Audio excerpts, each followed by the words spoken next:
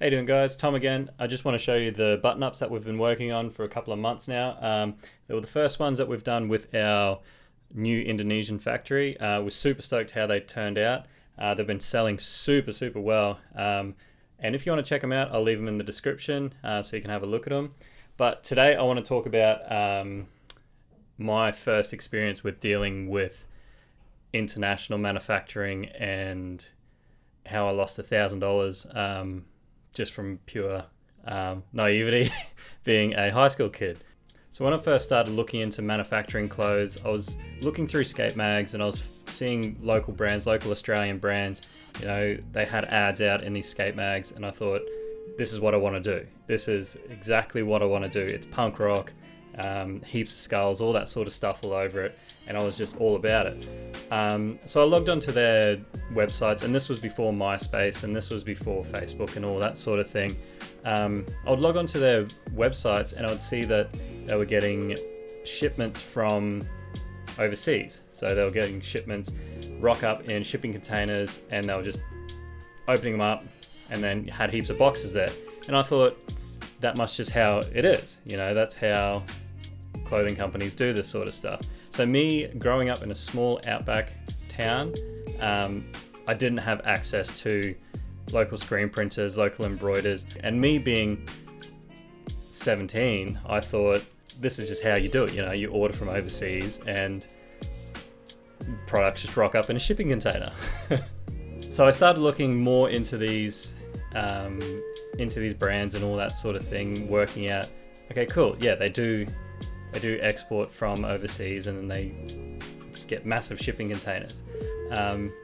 So I tried contacting a few of them and they didn't get back to me. So yeah, I completely didn't know how to do anything. Little did I know that local way is the way to go when you're first starting out. Local embroidery, local screen printing and all that sort of thing. But I thought, you know what, I'm just going to go from, looks like they just went from start to shipping container. So I thought I'm just going to go that path. So oddly enough, I found a supplier on 9MSN and yeah, I started chatting to them and I said, hey, I want to get these things made. And they thought, yeah, they said, yeah, dude, we can do it. More than happy to. And I thought, well, far out, this is going a lot easier than I thought. So I poorly drew a lookbook and like a catalog through Microsoft Paint. I didn't even know Photoshop existed. I didn't know Adobe Illustrator existed. I just thought, this is what I know how to do. I'm going to do it. So I drew these poorly executed designs, sent it off to them, and they said, yeah, dude, you know, we got you. These are sick. We can work with them. And once again, I'm like, cool, this is working out a lot easier than I thought. So they quoted me $1,000 or $800 plus $200 shipping. And I saved up all my money because at this time I was still in high school, and I went to the local bank and I said, hey, I want to pay this invoice. And I don't think Western Union was around then. If it was, I probably didn't know it. And then even the bank was like, hey dude, you sure you want to pay this? You sure you want to send this money over? Because everything seemed a little bit dodgy to him. And I thought, yeah, you know, we're off to the races, man. Like, all I was thinking in the back of my head was like, get a shipping container worth of gear, you know, for $800. It's gonna be sick. I'm gonna sell all of it, be the next Billabong or something. I had some weird idea in my head. So they put it through, and then I got an email saying that they received the payment and I'll receive my stuff in a couple of weeks.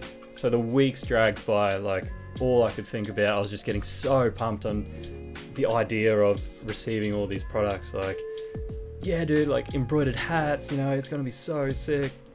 Pocket prints, sleeve prints, all this sort of stuff. And I was just getting way too excited about it. And anyway, mum sent me a message. She's like, hey, the products have arrived.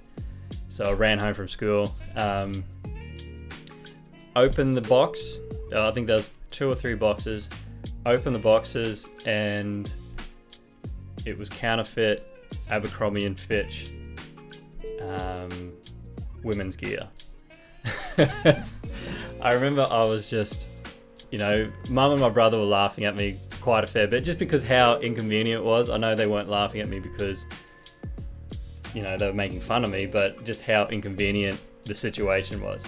And I remember just like having the sinking feeling in my stomach, and I think I kicked one of the boxes and I threw another box onto the front lawn.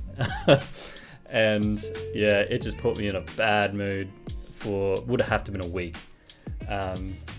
So yeah, I definitely learnt my lesson there. And even going into these new button ups and stuff like that, I had that in the back of my mind of, got to be cautious, man. You never know what's going to happen with it. So yeah, probably a lesson from this is don't design anything in Microsoft Paint. Make sure you go and visit your suppliers or make as much contact with them as you can. Ask to see their previous work. Ask to see what other brands they've worked for. And yeah, be a bit more vigilant. But yeah, that's one of the stories that I just, yeah. And it's haunted me till today, so I'm glad I can share it with you guys. But yeah, if you like the story, make sure give the video a like if you want, subscribe if you like, and if you want to check out the button ups, they'll be in the description as well. Thanks guys, have a good day.